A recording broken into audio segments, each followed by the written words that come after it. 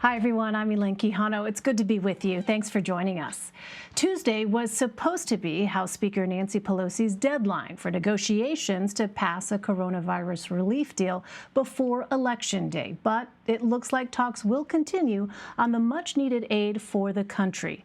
A new report on CBSNews.com looks at how more than 9 million workers are being laid off for the second time since the start of the pandemic. People shared stories of being denied for unemployment benefits after their second layoff and having their job saved by a loan from the Paycheck Protection Program, only to lose their job when the money ran out.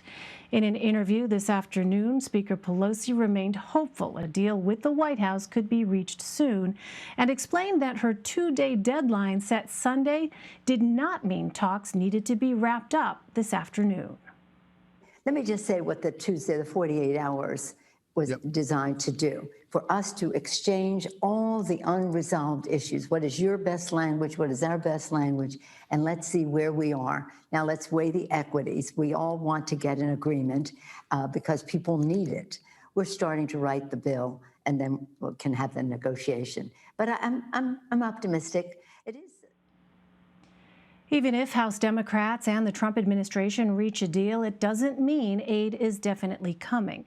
This afternoon, Senate Majority Leader Mitch McConnell confirmed he would allow a vote on any deal they reach, but he's currently pushing for a smaller bill that would not include direct payments like the ones that went out earlier this year. It would take 13 Republican votes to pass it if all Democrats are on board. Utah Republican Senator Mitt Romney said he would not support a bill with a price tag in the $1.8 trillion area. President Trump has voiced his support for more than $2 trillion in aid. Washington is trying to get a deal done with just 2 weeks to go until Election Day. Already this week, we've seen a pair of important court rulings on voting in battleground states.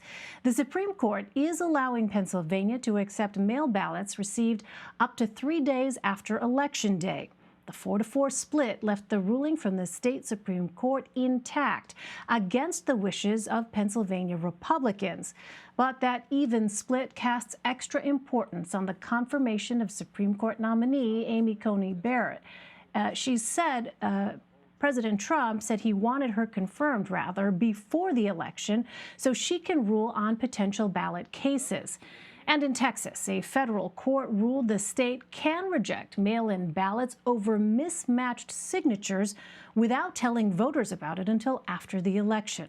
Caitlin Huey-Burns, Weijia Jiang, and Tina Nguyen join me now. Caitlin is CBSN's political reporter. She is in Nashville, where this week's debate will be held.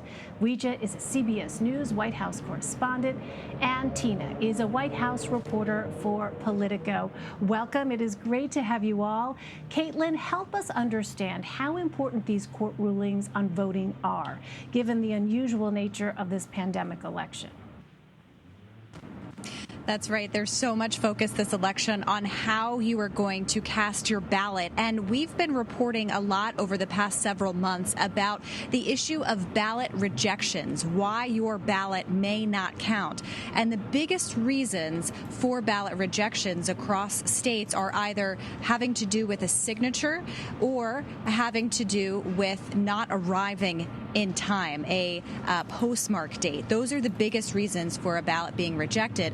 Over the summer, as you remember, we reported on looking at battleground states, 5 key states. We analyzed lots of election data, and we found that about 1% to 2% of ballots were rejected for those reasons. And that seems like a small number, but in these really key states like Michigan, Wisconsin, Pennsylvania, that were determined by ultra slim margins in 2016, that can make a difference. So when you're talking about the case that you mentioned in Pennsylvania, allowing those ballots that are can arrive 3 days after the deadline if they're postmarked in time, and then, of course, this key ruling in Texas about whether you can be notified about your ballot and whether you can make a change to it.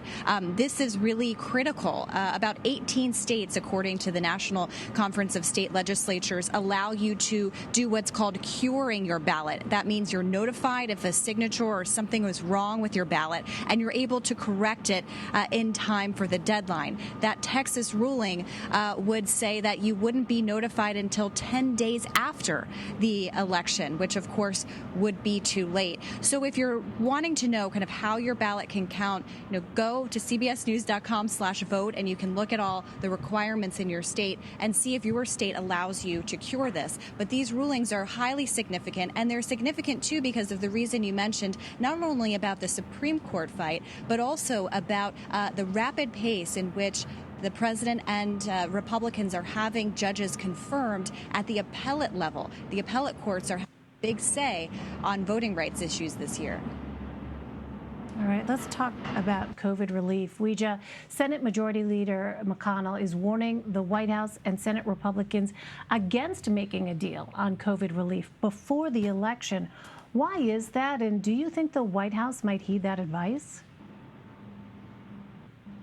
We just confirmed that the majority leader is warning against pushing through a big bill, and this really has always been the case. He has heeded warnings about, the big price tag that House Speaker Nancy Pelosi has pushed for, and that President Trump has come around on. He is now supporting a massive bill with a price of about $2 trillion, and that is what Republican leadership is so worried about because, many senators have expressed their concerns from the beginning about having such an extensive package because of the cost and because what that will mean later. And so they have advocated for a much smaller, narrower bill that covers some of the things that Democrats want. But now we are learning during a closed lunch today that Leader McConnell is suggesting not to do that before the election. He is worried that this time and effort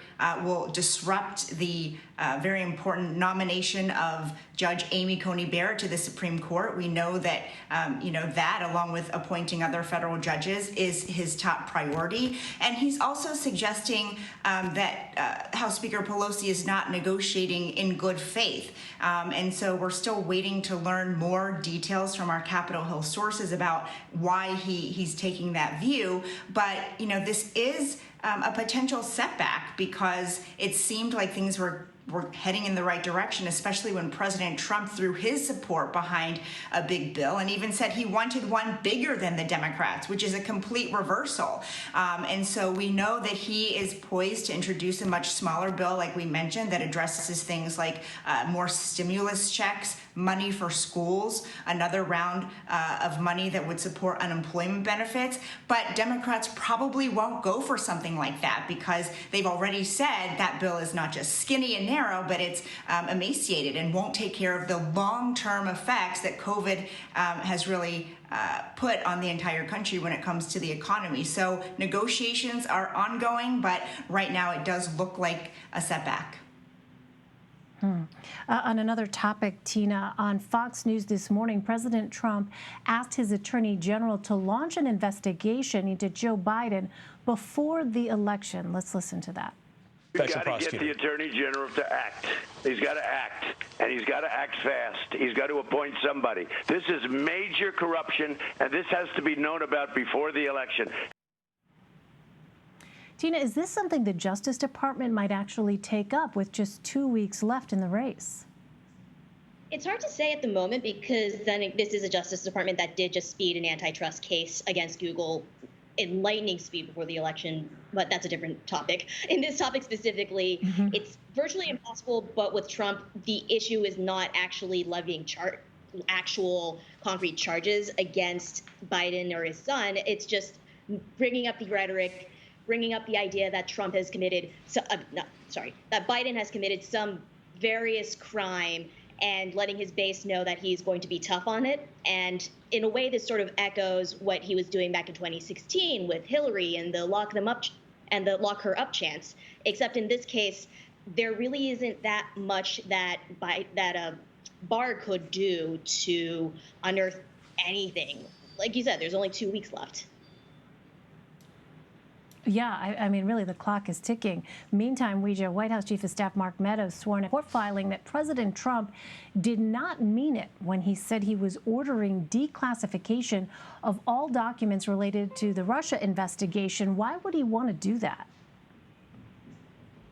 Well, from the very beginning, President Trump has insisted that the investigation and everything linked to it is just part of a huge hoax and a witch hunt. And so he apparently believes that, uncovering this information and making it available to the public would bolster his case that the origins of the investigation was politically motivated. But the problem is that he did say any and all, and that includes any and all of the documents that were redacted that could be evidence against him, because remember, this was a Russia probe that ultimately led to his impeachment. But totally aside from that, it is remarkable that his chief of staff now has to write in a sworn statement to the court, basically that President Trump did not mean what he said, that he was essentially just letting off some steam because we know how he feels about the investigation and about the impeachment that overshadows his presidency. And so, it is very telling that he had to do that, even though the White House usually likes to say the president's tweets speak for themselves. Mark Meadows also went on to say that the president just meant that he was giving Attorney General Barr the leeway to, redact whatever he saw fit. But that was already the case way back in May 2019. And the president issued these tweets about, declassifying everything in October of this year. So the timeline doesn't make sense, and I think it all goes back to the president's main issues with the investigation, which he continues to argue to this day, that the origins were just political, and that the Democrats and their counterparts were all working together to attack him. Well, Tina, your latest article for Politico looks at how the Republican Party is falling into what you call an uneasy relationship with supporters of the QAnon conspiracy theory, QAnon conspiracy, which posits, among other things, that President Trump's political opponents are demon-worshiping pedophiles who harvest a chemical from children to become immortal. Tell us how QAnon has become, as you explain, a voter bloc for the GOP. Sure. So QAnon, which started around 2017, started off as a community of people who followed a mysterious avatar who claimed that he was part of the Trump administration or intelligence community. He went by Q.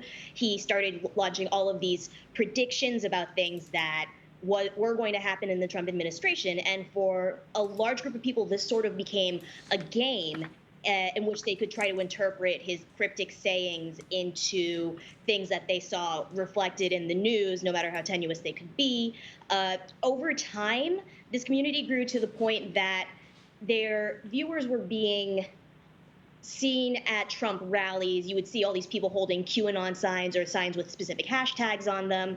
From there, more people started hearing about the QAnon phenomenon. It grew and grew and grew.